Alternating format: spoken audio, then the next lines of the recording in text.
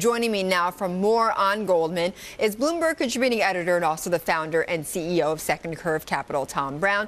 Tom, by the way, has also just returned from Pittsburgh, where you met with the PNC CEO, right, Jim Rohr? Right. I want to hear what you guys talked about. But first, do you agree with Hank Greenberg on what he says about Goldman? I do partially, now, because he's totally right how the firm has changed. 10 years ago, trading was 25% of Goldman's profits, and today it's, depending on the quarter, but 75% of profits. The mentality of a trader is totally different, a good trader, than it is a good investment banker. So a good investment banker truly is looking out for their clients. And so as trading has become more important, the trader mentality has taken over in Goldman Sachs more so than the investment banker mentality. Well, it makes sense, Tom, but is that any worse or any better? That's the question, right? Yeah, people don't like change.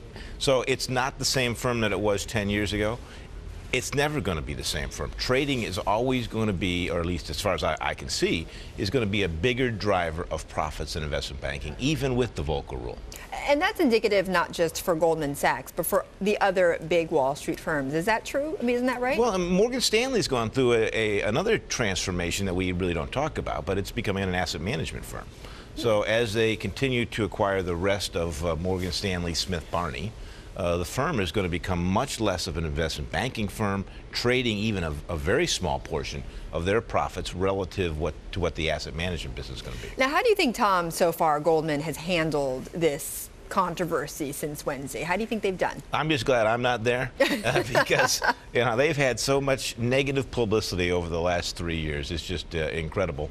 Of course, they've brought in new people, and it's a Herculean job to get over this. But it is, but they have people leaving. And in fact, you just heard about two very prominent women that have now left Goldman Sachs.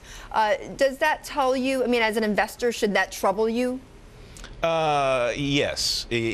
That fact just would be a piece of the mosaic, right?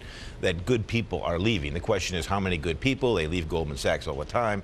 But I think as a valuation for a company, it still looks very attractive to me. Now, we don't own Goldman Sachs, right? But I do think that you'll see the investment banking business pick up in the second half of this year.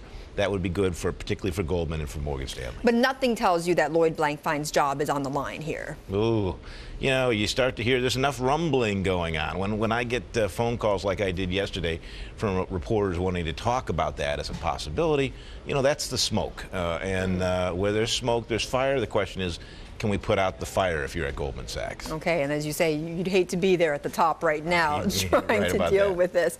Okay, let me ask you about your conversation with Jim Rohr. I mean, they just went through the Fed stress tests, and I was reading some comments, and he said, look, it was a good thing for the bank to go through, but did he really feel that way in those conversations with you? Absolutely not. No, he had some colorful language that he used about the stress test, but what they're particularly concerned about is, of all the 19 banks that were in the test, the pre-tax, pre-provision net revenue, PPNR, estimate that the Fed used versus what PNC submitted were two very different numbers. And the Fed hasn't given them any indication yet as to why that is. So they will sit down with the Fed over the next couple of weeks and go over the Fed's assumptions, because, of course, this is going to be an annual process. But they passed, though, right? They passed, yes, but they're worried about, when you look at what the Fed said their pre-tax, pre-provision net revenue would be versus what PNC submitted, there's such a wide gap. And they're saying we need to understand how they're looking at our business that's so much more negative in a stress scenario than we did. That's interesting. Okay, quickly talking about numbers, we were teasing the story about Warren Buffett and how much he pays his CEOs. Some of that pay, I mean, $10 million, almost $15 million, rivals Wall Street pay.